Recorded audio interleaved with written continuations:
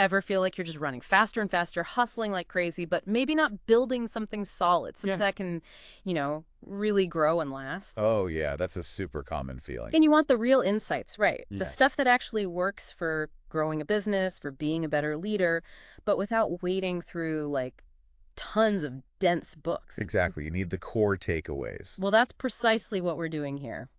Welcome to the deep dive. We tailor this for you, pulling out the absolute must-knows from sources you're interested in. And today we're diving into Moe Nawaz's The 10X Mentor, based on some excerpts you shared with us. Right. Our mission, if you will, is pretty straightforward. Unpack Nawaz's key ideas for building businesses that aren't just bigger, but are genuinely scalable, built to last. We want the actionable stuff, maybe even the surprising bits. Okay, so one of the first things that really jumps out from Nawaz is this critical difference he makes between just growth and actual scalability. Growth versus scalability? Yeah. Okay. Yeah, he tells this story about a client, Daniel. His company doubled its revenue, sounds great, Fantastic on paper. but Daniel, he apparently said he felt like he was choking, not winning. That feeling, that disconnect, tells you everything. More isn't always better. Wow, choking, not winning. That really paints a picture. Nawaz uses this other image too, didn't he? About Daniel feeling like he was driving a... A semi-truck across a footbridge. Yeah, it's vivid. You immediately get that sense of danger of a structure that just can't handle the load. So unstable. And that leads right into what Nawaz calls the 5 strategic pillars. Can you remind us what those are? Sure, they are. Systemization, staffability, scalability itself, sustainability, and sellability. Okay, systemization, staffability, scalability, sustainability, sellability. It's not just about revenue then. Which of these pillars do you think gets overlooked the most? Where's that footbridge usually weakest? That's a great question. While everyone talks about scalability, often it's the foundational pieces, systemization and staffability, that are actually missing. Ah, so the systems and the team structure. Exactly. If you don't have solid, repeatable processes, that's systemization, and a team that's actually set up to handle more work staffability, then any growth just piles on the pressure. True scalability, it becomes, well, impossible, like building higher on shaky ground. That makes total sense. Build the foundation first. Okay, so we've got growth versus scalability.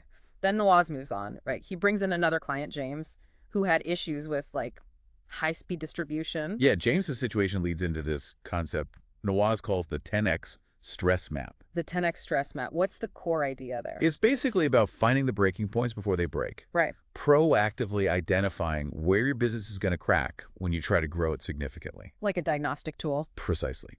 Nawaz points to 3 main areas: people, process, and platform.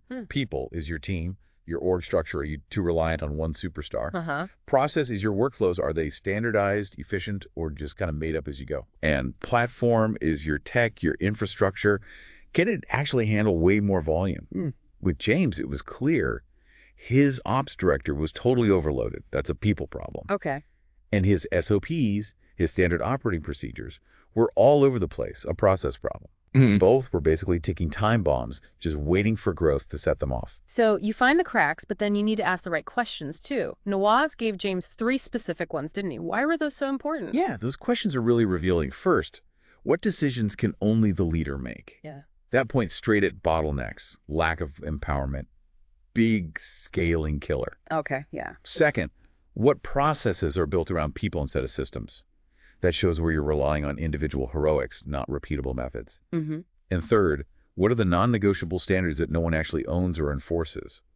That uncovers gaps in accountability, quality control, things that just get worse as you grow. Wow. Those really force you to look hard at how things actually work. Absolutely. Yeah. They make you confront how much depends just on you or just a few key people and where the operational discipline is missing.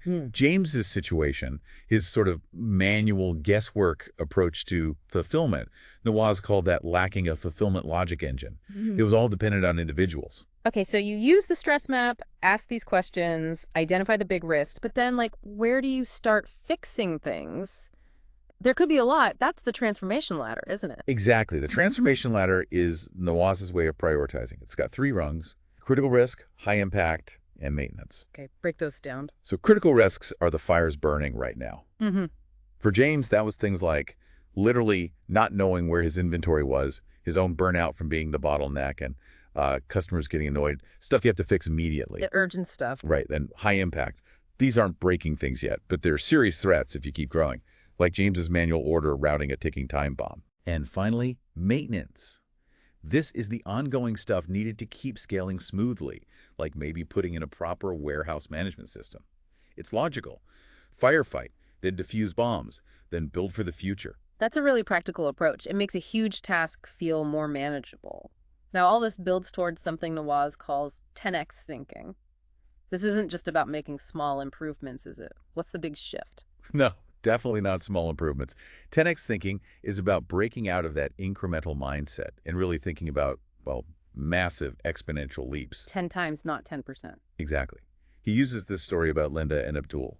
Successful on the surface, nice cars, fancy office, but underneath, Yeah. key people were leaving, suppliers were worried, customers weren't happy. They were kind of blind to the problem. Uncomfortable, maybe. Maybe too comfortable. Nawaz's point was pretty blunt. You can't scale what you refuse to see, and you can't grow if you think you already know. Yeah. It's about confronting the reality, dropping assumptions. That resistance, that blindness, feels like a really easy trap to fall into.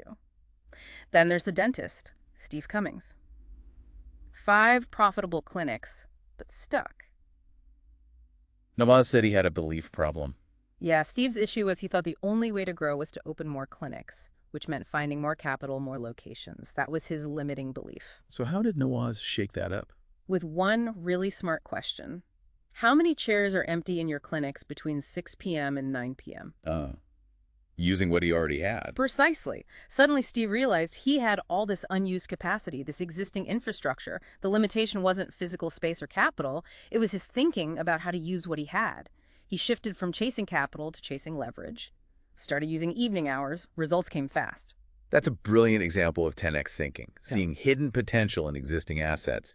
And then comes that really provocative question Nawaz asks. What's stopping you from going to 500 locations? Yeah, that one. It just forces you to think on a completely different scale, doesn't it? Beyond the immediate problems. Totally. It pushes leaders past their current perceived limits. It makes you solve for what could be possible, not just what feels controllable right now. And Nawaz says to get there, you need a mindset shift. Trust your leaders. Build systems, not just rely on people, and be really smart about capital efficiency. Maximize your resources. Building robust systems, trusting people. And that sounds like it ties into resilience. Nawaz talks at Mark and Martin, right? Davenport and Riley. They were apparently in crisis because their old model was, well, old. Yeah, their story is about redefining resilience. For Nawaz, it's not just about being tough and enduring hardship. It's more about the willingness to actually change, to evolve when the pressure's on. Like bending instead of breaking. Exactly. His analogy. The flexible reed survives the storm, the rigid oak snaps. Davenport and Riley's crisis wasn't just a bad quarter. It was that their whole business was optimized for yesterday. They were stuck in outdated ways of doing things. And he brings up Blockbuster and Kodak here, doesn't he, as examples of giants who failed to adapt. Blockbuster could have even bought Netflix early on. I remember hearing that. Those are cautionary tales, absolutely. Their downfall wasn't just about new technology appearing. It was rooted in a fear of letting go of what made them successful in the past. Protecting the present paralyzed them. Wow. Past success is an anchor. It can be. And Nawaz gets personal here, too. He shares how he lost like 60% of his clients at one point because he was slow adapting to digital tools. It shows how connection itself, how we reach people, is constantly shifting. You have to stay flexible. That personal story really lands the point. Okay, let's shift to accountability. Culture. There's Derek Langston, the CEO, blaming his department heads for problems. What's the CEO accountability mirror concept about? The accountability mirror is about turning the focus inward onto the leader. Nawaz highlights 3 reflections.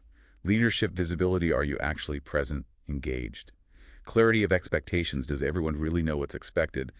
And cultural tolerance of underperformance, what actually happens when people don't deliver. So the mirror basically says, hey, if you see problems out there, maybe check your own reflection first. Pretty much. It suggests the issues often start at the top. Are you setting the right tone? Are you holding the line? Making excellence non-negotiable, that seems key. And there are real consequences to not doing that, right? Didn't Nawaz have a near disaster with a merger because he avoided a tough conversation? He did. He avoided dealing with a leader who was clearly a bad fit, a misfit, he calls them, and it would almost tank the whole deal, cost millions, and compromised his own integrity, he says. Big lesson learned. Ouch. So that experience led him to push for this. What was it?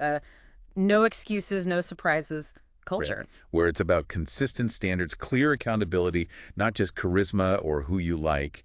He even talks about noticing a shift in language in strong cultures, people saying, I will, I won't, this is mine, real ownership. Taking responsibility. Okay. Okay, so strong internal culture is vital, but what about external influences?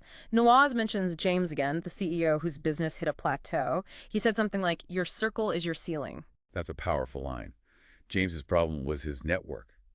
The people he was surrounded by weren't pushing him. Maybe they hadn't solved the kinds of bigger problems he was now facing. Your environment can limit your thinking. So you need to actively manage your network. Absolutely. Nawaz lays out this upgrade blueprint.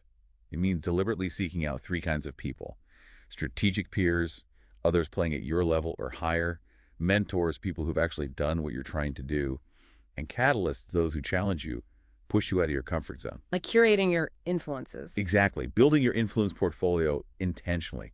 It's not just about who you know, but who shapes your thinking. That makes a lot of sense. Okay, let's get back to the nuts and bolts inside the business systems. You mentioned systemization earlier. Nawaz tells a story about Anthony DeLuca's pizza place. It grew fast, but got chaotic. Yeah, Anthony's Pizza is the classic cautionary tale of scaling too fast without the foundations. He opened lots of locations, but without standardized recipes, training, financial controls, you name it. Nawaz called it fractured success. Fractured success, meaning growth, but messy, inconsistent. Totally. Brand identity suffered, quality was all over the map, financials were murky. The big lesson: infrastructure has to come before scale, or at least alongside it. You can't just wing it when you get big. You need the plumbing before you turn on the fire hose. Good analogy. Nawaz really hammers the importance of systems for consistency, predictability, clarity. Good systems empower the team too, and crucially, they make the business less dependent on the founder running around putting out fires. He contrasts a people-dependent business with a system-driven business, right? What's the core difference there? In a people-dependent business, everything relies on specific individual skills and knowledge. If they leave, you're in trouble. It's hard to scale consistently. A system-driven business, though, captures that knowledge and processes, checklists, software, training. So the how-to lives in the business itself, not just in people's heads. Exactly. That makes it repeatable, scalable, less risky. Nawaz admits he learned this the hard way himself. He tried scaling his coaching business too fast, burned himself out, and had to scale back to scale right, implementing SOPs, onboarding, financial models, accountability tools. So the key question is, What would break if you doubled in size next quarter? That usually shines a spotlight right on your system weaknesses. okay, systems are critical. Tied to that, Nawaz talks vision and efficiency. There's David's wellness company growing fast, but lacking a clear vision, causing confusion. Yeah, David's team was frustrated. Lots of activity, but no clear North Star. Yeah. Everyone was kind of pulling in slightly different directions. A clear, simple vision acts as that anchor, aligning everyone, simplifying decisions. And they work to boil down, right? They did. They crafted this really tight 12-word vision. We simplify wellness so busy people can thrive without thinking twice. That clarity is powerful. Nawaz even reflects on his own tendency early on to create complexity by offering too many things without a clear core focus. Keeping it simple.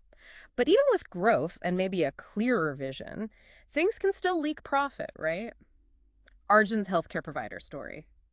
Growth hiding, silent profit killers. Oh yeah, Arjun's company looked successful from the outside, revenue climbing, but underneath, inefficiencies were rampant. It was just part of the culture. What kind of things? Bloated processes, teams doing overlapping work, practices nobody was really monitoring, duplicated roles, stuff that wasn't obvious fraud, but it was steadily draining the bottom line. Nawaz says, inefficiency doesn't look like theft, but it steals from you all the same. Wow, that's a strong way to put it. So how do you fix that cultural acceptance of waste? It's about shifting the mindset from just cost-cutting, which sounds negative, to value protection, and implementing things like no-blame postmortems to analyze mistakes constructively, and even recognizing inefficiency champion to make it a positive focus, building a culture that values efficiency. Okay, so protecting value, not just cutting costs. This connects to being results-driven. Julian's solid wood business sales up, profits flat, focusing on vanity metrics. Exactly. Julia's team was chasing numbers that looked good, but didn't actually drive profit.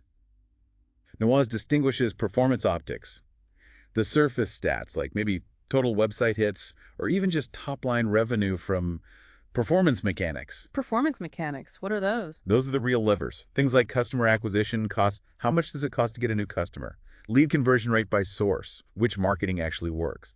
Late delivery rate, are we keeping promises? Trade partner order growth versus how much discount you had to give them. The stuff that actually impacts the bottom line. So digging deeper than the headline numbers. Way deeper. It's about shifting the whole focus from just volume or activity to profitable outcomes. Nawaz shares his own mistake here too, getting caught up in the excitement of a big project, the traction, and neglecting the hard truths found in due diligence, the truth. Easy trap to fall into. Focus on the mechanics, not just the optics. Got it. Now, none of this works if the leader burns out. Sarah, the founder, nearing exhaustion. Nawaz talks about fuel. Yeah, Sarah's story is critical. A leader's energy, their fuel, is the engine of the business, and it's not infinite. Nawaz suggests this 6-0-30-10 calendar structure. 6-0-30-10. 60% of your time on strategic creation, the high-level thinking, 30% on delegated reviews overseeing work others are doing, and a non-negotiable 10% on energy-building time, stuff that recharges you. Protecting that 10%. Absolutely. He also calls out the invisible addiction to just being busy, always saying yes, and the related neglect of your own well-being. You can't pour from an empty cup. And he suggests practical things like mindfulness Mondays or focus infrastructure. Yeah, time blocking, scheduling digital detoxes, ruthless quarterly goal triage, basically, building structures to protect your focus and energy. His own story of missing a crucial board meeting because he was completely burned out is pretty sobering. What was his takeaway from that? He realized scaling isn't about how fast you move. It's about what you protect while you grow. And the number one thing to protect is the leader's energy and focus, because you're the multiplier. The leader as the multiplier. Okay. And how you lead matters immensely. Alex's company, high-performing but disconnected. Nawaz asks a killer question. If you disappeared for 6 months, who would follow? And who would quietly start updating their CV? Oof. That's deep, right? Yeah, it really makes you think about loyalty versus just compliance.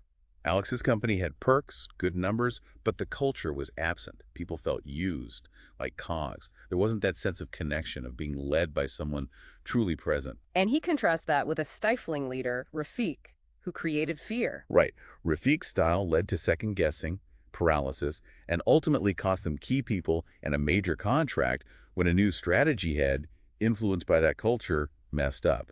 Shows the ripple effect of poor leadership presence. So how did they fix it with Alex? What's a culture operating system? It involved concrete steps, ditching performative stuff like boring town halls, rebooting how managers mentored and gave feedback, hiring based on values alignment, using simulations to practice culture, even using tools like Colby mapping to understand team dynamics better. So less process, more human connection. It's about shifting from running through people to running with them, building genuine influence and presence. Okay, almost there. Technology.